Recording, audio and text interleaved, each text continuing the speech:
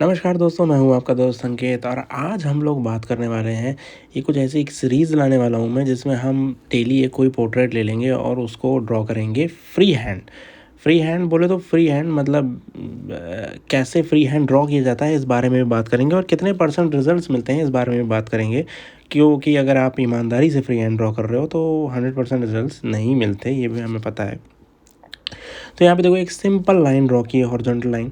ये जस्ट इसलिए ताकि दोनों लाइनें ऊपर नीचे ना हो जाए, ये इसका रोल खाली इतना ही रहेगा। ये लाइन आपको हमेशा ड्रॉ करनी चाहिए जब भी आप एक पोर्ट्रेट ड्रॉ कर रहे हो, तो एक सिंपल हॉरिजॉन्टल लाइन जो पेपर को दो भागों में बांटती है।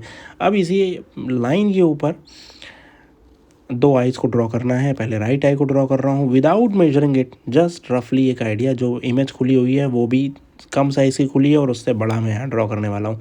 तो ये भी नहीं है कि उसको एग्जैक्टली उतना ही बड़ा खोलना है।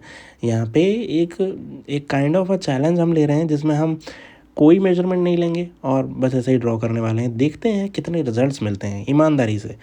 और ये बहुत ज़्यादा बेसिकली ऐसा टेक्निक है जो कि जनरली आर्टिस्ट फॉलो नहीं करना चाहते और ना ही करते हैं, क्योंकि फिर आप को नहीं पता ना कि कितना परसेंट रिजल्ट मिलेंगे। फिर रिस्क फैक्टर ज़्यादा होता है और बाद में फिर आप एंड अप करते हो एक एवरेज से पोर्ट्रेट में, एवरेज लुकिंग पोर्ट्रेट में। और इसका कोई ये भी नहीं है कि आप बार बार करते रहोगे तो एक्सपर्ट हो जाओगे, ऐसा कुछ नहीं है। नहीं, क्योंकि कोई रूल नहीं है, कोई रूल नहीं तो फॉलो क्या करोगे। जस्ट कुछ एक अंदाजे लिए जा रहे हैं। अब दूसरी आई को भी उसी तरह से ड्रॉ कर रहे हैं, बिल्कुल रफली। मतलब जैसे आप देख रहे हो एक हल्की HB पेंसिल ड्रॉ कर रहा हूँ, कुछ भी फर्म नहीं कर रहा हूँ, क्योंकि पता नहीं ना कहाँ जाएगी वैल्यू, कुछ भी नहीं मालूम। क्योंकि इसमें कोई ऐसा सच मेजरमेंट नहीं है कि पेंसिल मेजरमेंट यूज़ कर लिया या फिर कुछ ग्रेड वगैरह को यूज़ कर रहे हैं या फिर कुछ ऐसे पॉइंट्स वगैरह बना रहे हैं, कुछ भी नहीं कर रहे हैं। ना ही कोई ऐसे वर्टिकल लाइन ड्रॉ करके दो भागों में बांट रहे हैं मोबाइल पे उसी स्क्रीन पे को उतना बड़ा किया हुआ, ऐसा कुछ भी नहीं किया है। जस्ट इमेज जितनी खुली है उससे कई गुना ज़्यादा बड़ा हो रहा है, ये 2 गुना के आसपास है ये। और सिंपली ऐसे रफली देखो यहाँ पे क्रॉस हैचिंग्स करते हुए चल रहा हूँ। तो शुरुआत में जब हम ड्रॉ करेंगे तो कुछ हमें ऐसा ही दिखेगा। ये थोड़ा सा डिफ़िकल्ट भी है, मतलब एक एक्सप्रेशन इसमें ज़्यादा है फेस में। जनरली जब हम शुरुआत करें तो हम एक नॉर्मल पोर्ट्रेट से करें जिसमें म्यूटेड एक्सप्रेशन हो, बहुत ज़्यादा एक्सप्रेशन ना हो। ज़्यादा एक्सप्रेशन होंगे तो ड्रॉ करने में उतनी ज़्यादा मुश्किलात आ सकती है। मतलब आइज़ एक छोटी खुली है, एक बड़ी ज़्यादा खुली है, एक एंगरनेस है चेहरे पे, तो वो थोड़ा सा डिफ़िकल्ट पड़ता है। तो आप अगर कोशिश करें तो एक नॉर्मल फेस लेकर के भी कर सकते हैं। मैं थोड़ा सा चैलेंज कर रहा हूँ अपने आप को, एक ज़्यादा एक्सप्रेशन से भरे हुए फेस को ले रहा हूँ यहाँ पे। और अगर इस तरह से आपको आर्ट और गहराई सीखनी है तो मेरी स्किल शेयर क्लास को ज़रूर ज्वाइन करो, नीचे डिस्क्रिप्शन बॉक्स में उसका लिंक है।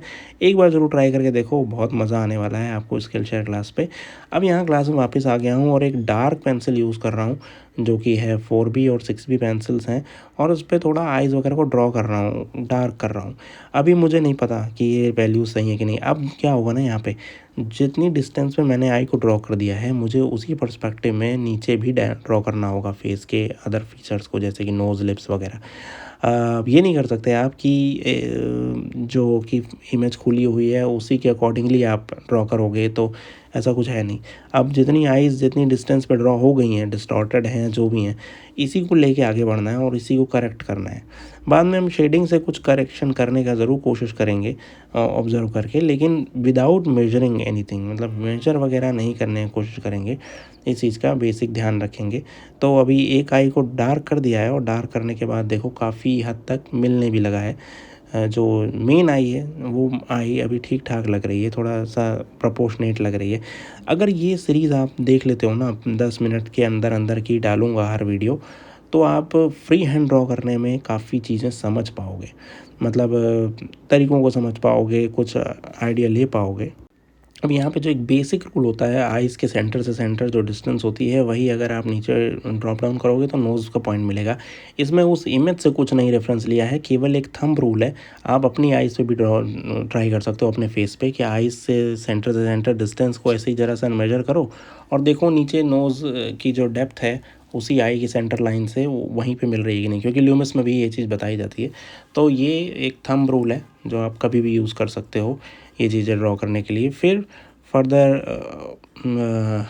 मुस्टैच है, नीचे लिप्स हैं, उनको भी हल्का हल्का ड्रॉ करते हुए आगे बढ़ रहे हैं। डिस्टॉर्शन नज़र आ ही रहा है फेस में, जो प्रोपोर्शन है वो भी नहीं मिल रहा है, लेकिन क्या हम इसको मैच कर सकते हैं, क्या हम इसको मिला सकते हैं, वो ही चैलेंज होगा।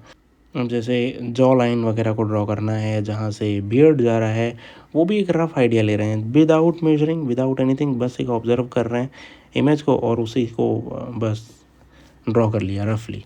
देखो पेंसिल मेजरमेंट इसीलिए मैं आपको जनरली बताता था कि उसमें परफेक्शन आना का चांसेस बहुत ज़्यादा होते हैं। मतलब जब आप ड्रॉ कर रहे हो तो आप चाहते हो कि एक सक्सेसफुल पोर्ट्रेट आप ड्रॉ करो जिसमें फेसेस के फीचर्स 70-80% मिलते हों। बट यहाँ पे क्या होगा, हो सकता हो 70-80% ना मिले, हो सकता हो कि 50% 60% पे ही आपको संतुष्टि करनी पड़े। लेकिन ट्राई करना ज़रूरी है ना, तो वो हम ज़रूर करेंगे।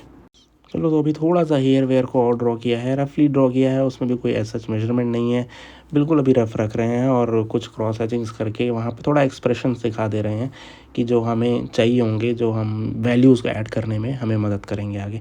तो अभी ये यहाँ तक देख सकते हो आप कितना परसेंट मैच हो रहा है अभी नहीं पता, 40% 30% ऑलमोस्ट।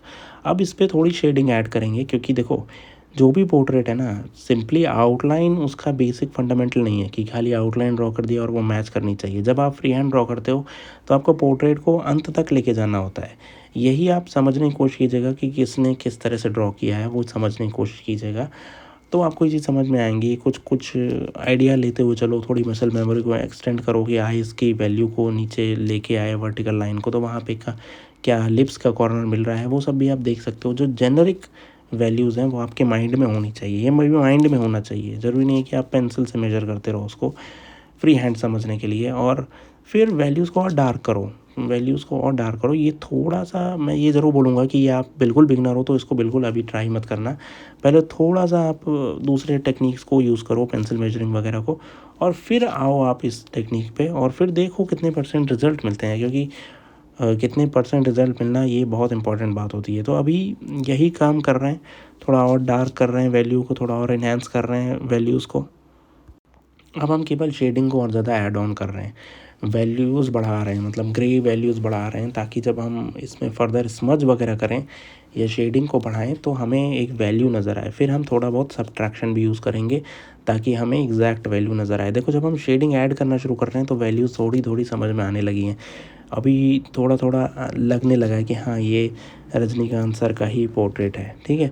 तो थोड़ी थोड़ी वैल्यूज़ को जब हम आगे बढ़ाते हैं, थोड़ा डार्क हम करते हैं, तो इसीलिए आप जब आप पोर्ट्रेट शुरू करो तो ये मत सोचने लग जाना कि ये तो मैच ही नहीं कर रहा है, तो वो फिर दिक्कत होगी। तो अब फिर ब्रश यूज़ करना शुरू किया मैंने, और जब हम ब्रश को यूज़ कर रहे हैं तो स्मज करते हुए चल रहे हैं वैल्यूज़ को, जो हमने पहले क्रॉस हैचिंग्स करके की थी, ताकि हमें एक प्लेन ग्रे सरफेस मिल जाए। तो जब प्ले ग्रीन सरफेस मिल जाएगा, ग्रे सरफेस, तो फिर हम उसमें थोड़ा सब्ट्रैक्शन करेंगे, थोड़ा इधर उधर करेंगे वैल्यूज़ को, ताकि हमें एग्जैक्ट वैल्यू, सही वैल्यू निकल के बाहर आए, समझ में आए। तो यहाँ तक अगर आपने कर लिया इसको, तो मुझे लगता है कि आपने 60-70% काम कर लिया है। अब केवल 10-20% 30% ही बचा है जिसमें आपको रिसेम्बलेंस निकालना है। तो उसके लिए नीडेड इरेज़र को यूज़ किया और थोड़ी वैल्यूज़ को, जैसे कि हाइलाइट्स हैं जहाँ जहाँ पे, उसको हाइलाइट्स को क्रिएट किया, वैल्यूज़ को रिड्यूस किया। अब क्योंकि हमने ग्रे कर रखा था इसलिए वैल्यूज़ निकालना बहुत मुश्किल नहीं हो रहा है। और अब आप देखोगे तो वैल्यूज़ काफ़ी हद तक सही भी हो गई हैं, और जो पोर्ट्रेट है वो भी हमारा थोड़े हद तक बेटर हो गया है पहले कंपैरिजन में। और कितने परसेंट रिसेंबल हुआ है वो भी आप ज़रूर बताना। और थोड़ा डार्क किया तो इस तरह से हो गया वैल्यू, मतलब अब बस उसमें ऐड करता जा रहा हूँ मैं वैल्यू को। और ये बिल्कुल ही क्विक पोर्ट्रेट था, इसको बनाने में मुझे 30 मिनट लगे होंगे अराउंड। तरीका आपको ठीक लगा होगा, या मतलब एक चैलेंज था कि आप भी बताना कमेंट बॉक्स में कितने परसेंट रिजल्ट इसके मिल रहे हैं। बिल्कुल ये कम्प्लीटली फ्री हैंड है, विदाउट टेकिंग एनी मेजरमेंट्स। और क्या आपको ऐसे पोर्ट्रेट और देखने, क्योंकि इसकी सीरीज़ आने वाली है, ऐसे ही ड्रॉ करेंगे और ऐसे ही सीखने की कोशिश करेंगे कि बिल्कुल फ्री हैंड से किया जाए तो कैसा लगेगा। प्लीज़ चैनल को सब्सक्राइब कीजिएगा, बहुत सारे वीडियोज़ आने वाले हैं। Thank you so much friends, love you all, bye.